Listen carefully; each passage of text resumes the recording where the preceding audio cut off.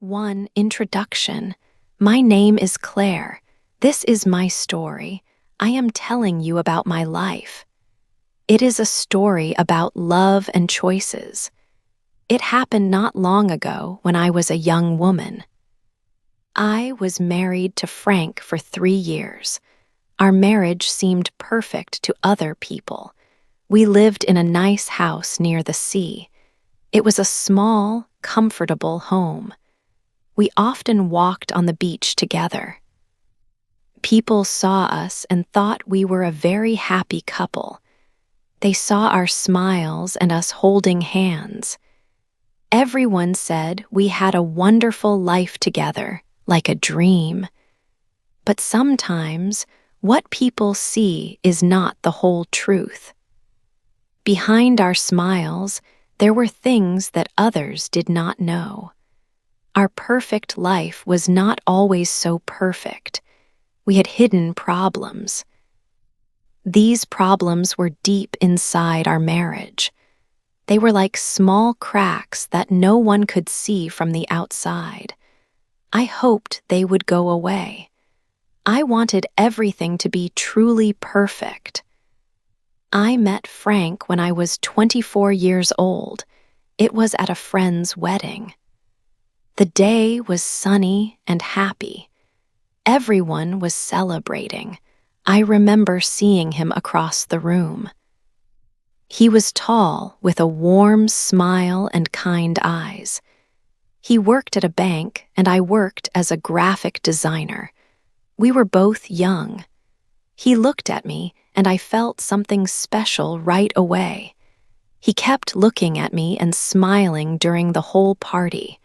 My heart beat faster. We started talking that night. After the wedding, we went on many dates. We spent a lot of time together. He was very charming and thoughtful. He brought me flowers every week. He listened carefully and made me laugh. I felt very lucky to have him. We talked about our dreams for the future. He said he wanted a simple and peaceful life. I liked this idea very much. After about 2 months, he asked me to be his girlfriend. I was very happy. Our love grew stronger every day. He talked about marriage. He said he wanted to spend his life with me. After 1 year of being together, he asked me to marry him. It was a beautiful moment. I said yes. We planned our wedding. We believed our love was strong enough for anything. We thought love could solve all problems. We thought love was all we needed for a happy future. We got married, full of hope and happiness. It was the start of our life together, or so I believed. 2. The happy start. The first year of our marriage was truly wonderful. We felt very happy together. We spent many days exploring new places and seeing different cities. Sometimes we just stayed at home, watching our favorite movies or cooking delicious meals together. We often talked about our future, dreaming of buying a small apartment in the city one day. These were simple dreams, but they made us feel close and excited about what was to come. Our life felt full of joy and shared moments. We enjoyed every single day, just being with each other and building our life. This time was very special for us. After some months, people around us started asking questions. Friends and family members would often ask, "When will you have children?" I would always smile and say, "Not now." Frank would say the same thing. We both felt that we wanted to enjoy our time as a couple first. We liked our quiet life, just the two of us. I wanted to focus on my work as a graphic designer and learn new skills. I also wanted to live freely for a while, without the big responsibilities of a family. Frank agreed with me completely. We thought we had plenty of time for children later, and that this was our shared decision. However, the questions slowly turned into more direct comments. My mother often spoke to me about it. She would say, "Claire, you are married now. It is time for you to give your husband a child." I tried to explain my feelings to her. I told her, "Mom, not everyone needs children to be happy. Frank and I are happy just as we are." But she did not seem to understand. She would shake her head and look disappointed. Her words made me feel a little uncomfortable, but I tried not to let them bother me too much. Then, Frank's parents also began to ask him about children. They would talk to him when we visited them or call him on the phone. They said, "You are our only son, Frank. We want to see our grandchild before we die." This was a lot of pressure for him.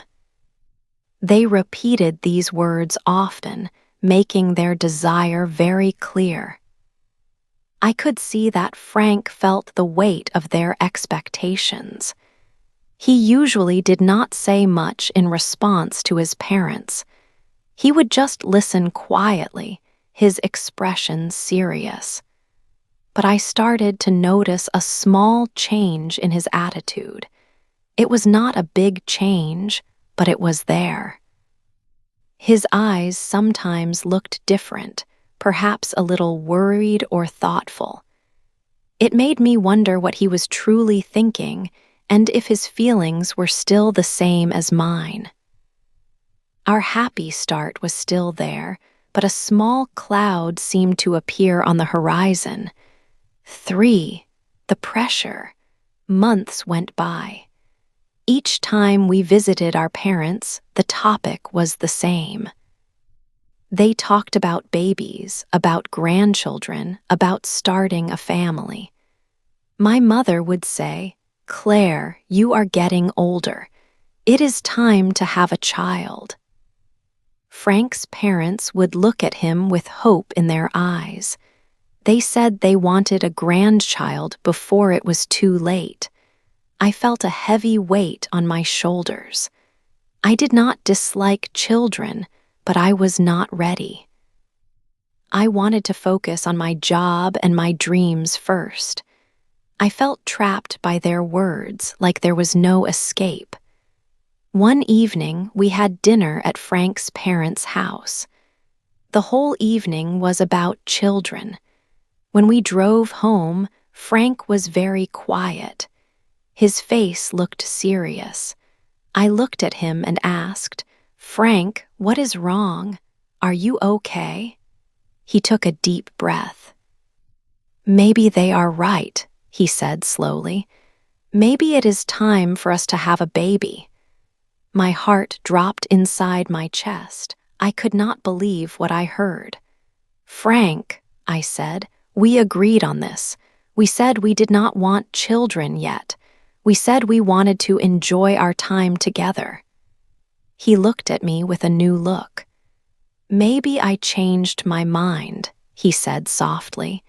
His words felt like a punch. I felt hurt and confused. We had talked about this many times. He had always said he agreed with me.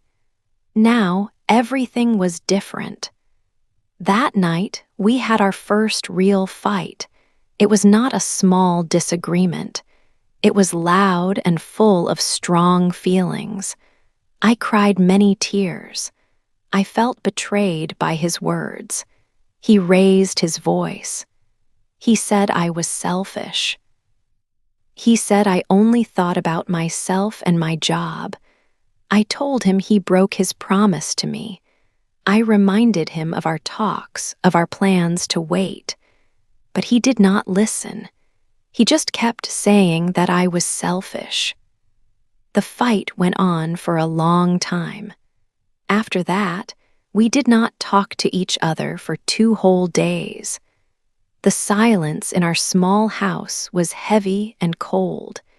It felt like a wall grew between us. When we finally spoke again, we pretended that everything was fine. We smiled at each other, but the smiles did not reach our eyes. We talked about small things like the weather or work. But we did not talk about the real problem. We did not talk about the broken promise or the strong words we said. I knew things were not fine. Frank knew it too. We tried to act like a happy couple, but it was just an act. I felt him moving away from me. An invisible distance grew between us day by day. Our once easy conversations became difficult. Our laughter became rare. The joy we once shared started to fade. The pressure from our families had not only changed Frank, but it had also started to change us. It changed our marriage. 4 cracks in love. Frank started to work late more often. He told me it was for money, but I felt he did not want to come home. Our house, which used to be full of laughter, now felt quiet and empty. I often ate dinner alone. When he did come home, he was tired. He did not talk much. He seemed far away, even when he was sitting next to me. I tried hard to make things better. I cooked his favorite meals. I planned small weekend trips for us, hoping we could feel close again. I even left little notes for him to find, notes with sweet words from our early days. He would smile when he saw them, but his smile did not reach his eyes. His heart felt distant. I felt very lonely in my own home.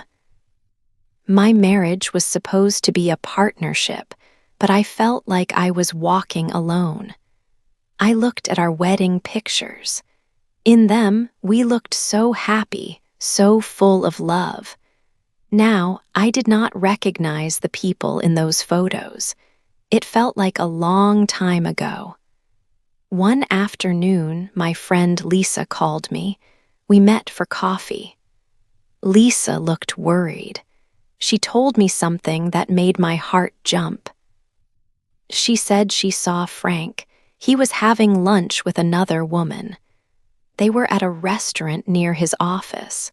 I did not want to believe her words. No, I thought. Frank would not do that, but a cold feeling started in my stomach. Deep down, a small part of me already knew something was wrong. This news just put a name to my fear. That evening, when Frank came home, I waited. After dinner, I asked him about it. My voice was shaky. "Who is she?" I asked, trying to sound calm. Frank looked surprised. He put down his phone. "Who are you talking about?" he asked, trying to look innocent. "Don't lie, Frank," I said, my voice a little louder now. He sighed a long, heavy sigh. He looked away from me. "She's just a friend from work," he finally said. I did not believe him. His eyes did not meet mine. His words did not sound true. But I did not ask more questions. I did not press him for details. I was afraid. I was so afraid of what the truth might be. I did not want to hear him say more. I did not want to face the idea that our perfect life was breaking. I wanted to pretend, just for a little longer, that everything was still okay. But the cracks were clear now. They were growing bigger and bigger in our love. The silence between us was loud. It was full of unasked questions and unspoken fears. My heart felt heavy with a sadness I could not share. 5, the other woman. I found a message on Frank's phone. It was late at night. He was in the shower. His phone lay on the table. A new message alert showed on the screen. My heart beat fast. I knew I should not look, but I did. The message was from a woman named Ella. It said, "I wish you were here with me." My hands began to shake. A cold feeling spread through my body. This was the truth I had feared. I waited for Frank to come out of the bathroom. Each minute felt like an hour. I held the phone tight. When he came into the living room, he saw my face. He saw the phone. His eyes looked down. He knew. "What is this, Frank?" I asked, my voice barely a whisper. I showed him the screen. He looked at the message. He did not try to deny it. He took a deep breath. "Claire," he said, his voice quiet, "I did not plan this. It just happened." My eyes filled with tears. It happened. With a woman named Ella. What about us? What about our marriage? He sat down slowly. "I was lonely, Claire, very lonely. You pushed me away." His words cut me deeply. "I pushed you away. You betrayed me," I cried. My voice was louder now. "How can you say I pushed you away?" He looked at me, his face tired. "You did not want to build a family with me. I wanted children. You knew that. I needed something more. I needed someone who wanted the same things." He was blaming me for his affair. My heart broke into many pieces. The pain was too much. All our happy memories, all the promises, felt like lies now. I stood up. I could not stay in that house. "I cannot do this, Frank," I said. My voice was broken. I walked to our bedroom. I pulled a small bag from the closet. I put some clothes inside. Frank watched me from the doorway. He did not say anything more. He did not try to stop me. I looked at our wedding photo. We looked so happy then. It felt like a lifetime ago. I turned and walked past him. I did not look back. I walked out of the house, out into the dark night. I got into my car. My hands were still shaking as I drove away. I drove to my sister's house. It was the only place I could go. The tears came fast and heavy now. I cried for hours. I cried for my broken heart. I cried for my broken marriage. I hated him, but a small part of me still loved the man I married. It was a terrible, confusing pain. 6. The return. 2 weeks passed slowly. Each day felt long and full of sadness. Then Frank came to my sister's house. He stood at the door, looking very tired. His face was pale, and his eyes showed he felt guilty for what he had done. He spoke softly, saying he was very sorry. He told me he had made a big mistake, the biggest mistake of his life. He said he had ended things with Ella, the other woman. He looked at me with hope and asked me to please come back home to our house. My heart was still hurting deeply. I felt angry, but I also knew I still had strong feelings for him. It was a very hard decision to make. Part of me wanted to say no, to stay away from the pain, but another part of me missed our life together. I wanted to believe him when he said he was truly sorry. So I told him I would return. I agreed to try again. but I knew deep inside that our trust was broken. It was like a beautiful vase that had shattered into many pieces. The cracks would always be there. When I moved back to our house, things were calm at first. Frank tried very hard to make me happy. He cooked dinner for me almost every night. He bought me fresh flowers, just like he used to do when we first met. He often told me he loved me and that he was grateful I came back. I tried my best to forgive him. I tried to forget the pain and the betrayal. I wanted to believe that we could start fresh. But even with all our efforts, I could not truly forget his betrayal. The memory of finding that message on his phone and his admission of the affair stayed with me. Inside me, something important had changed forever. And the main problem, the biggest difference between us, was still there, unspoken. I still did not want children. This was not a small thing. It was a big reason for many of our past fights.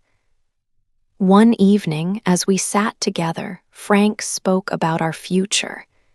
He looked at me with serious eyes.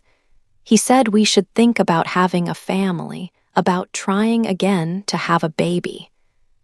My heart felt heavy in my chest. I knew this moment would come. I looked at him and said, "Frank, I still don't want a baby right now. I am not ready for that big step." He looked very disappointed. He said, "Claire, you will never be ready. You are afraid of love, afraid of building a real family life with me." I felt a wave of sadness wash over me. I replied, "No, Frank, that is not true. I just love differently. My way of loving does not mean I must have a child." This big difference between us was a wall that we could not climb over. We were living in the same house, trying to be a couple, but this core issue kept us apart. His strong desire for a family clashed directly with my own feelings and plans. The broken trust and this unresolved issue made every day difficult. We were trying, but it felt like a quiet struggle. 7. The breaking point. After I came home, our relationship slowly grew cold again. The trust was broken, and it was hard to fix. Frank started to work late more often. He often came home tired and quiet. We stopped laughing together, and our once happy home became very still. Dinners were quiet, with only the sound of forks on plates. We lived in the same house, but felt like strangers. I often felt a deep sadness in my heart. The distance between us grew larger each day. We tried to talk, but the words did not come easily. The main problem about having children was still there, unspoken and heavy. One evening, Frank's mother came to our house. Her face was serious. She looked at me with anger in her eyes. She did not say hello warmly. She spoke directly to me, her voice sharp. "Claire," she said, "you have made my son very unhappy.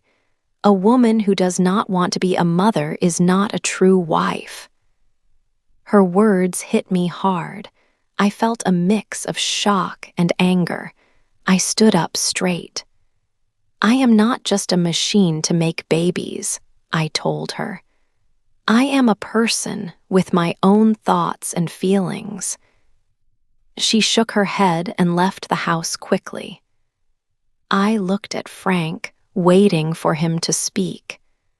I hoped he would say something, anything, to defend me, but he stayed quiet. He did not say a single word. He just looked at the floor. In that moment, I knew everything. I understood that our marriage was truly over. His silence spoke louder than any words. It showed me that he would not stand by me. It showed me that his mother's words and his desire for a family were more important than my feelings or our life together. The hope I had felt after his return was now completely gone. Later that night, the house was very quiet. I found Frank in the living room. I told him softly, "We cannot live like this anymore." He looked at me, his eyes full of sadness. "You are right," he said. We sat in silence for a long time. Tears came to my eyes and I let them fall. Frank spoke again. "I will always care for you, Claire," he said, "but I need a family." I nodded. I knew he did. "And I need peace," I replied. We both understood. We decided to get a divorce. It was a calm decision, made with heavy hearts but clear minds. 8. The moral, the divorce was quiet. There was no fighting and there were no angry words. It was just silence between us. After our decision, I found a small apartment in the city. I moved my things there.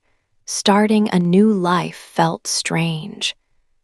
I began to paint again, something I loved to do before. It helped me feel calm. I felt two things at once, free and sad, free from the constant pressure and the unhappiness. Sad because a part of my life, a dream, had ended. Sometimes I missed the good times Frank and I shared, but I knew this change was necessary. Many people around me had opinions. They looked at me differently. Some friends and family members asked questions. They often said, "You will regret not having children one day." They believed I made a wrong choice. These words sometimes hurt, but deep inside, I knew my own feelings. I did not regret my path. I learned a very important lesson during this time. I learned that true love is not just about doing what other people expect. It is about being honest with yourself. It is also about being honest with your partner. I understood that I needed to be true to my own desires and needs. My happiness was important, too. 2 years passed. Life changed for both of us. One day, I saw a picture on social media. It was Frank. He had remarried. His new wife had a baby boy. Frank looked very happy in the picture. He had found the family he always wanted. Seeing him happy made me smile, too. I did not feel any anger. I realized that we were not wrong people. We just wanted different things in life. Frank wanted a family, and I wanted a different kind of freedom. Our paths were simply not the same. We were not meant to walk the same road forever. Now, when people ask me about my choices, I have an answer. They ask, "Why did you not have children?" I tell them, "Because love is not always about creating new life. Sometimes, love is about finding your own true self. It is about living the life that is right for you." This journey helped me understand myself better. I found my own peace and happiness just in a different way. I am living my truth now.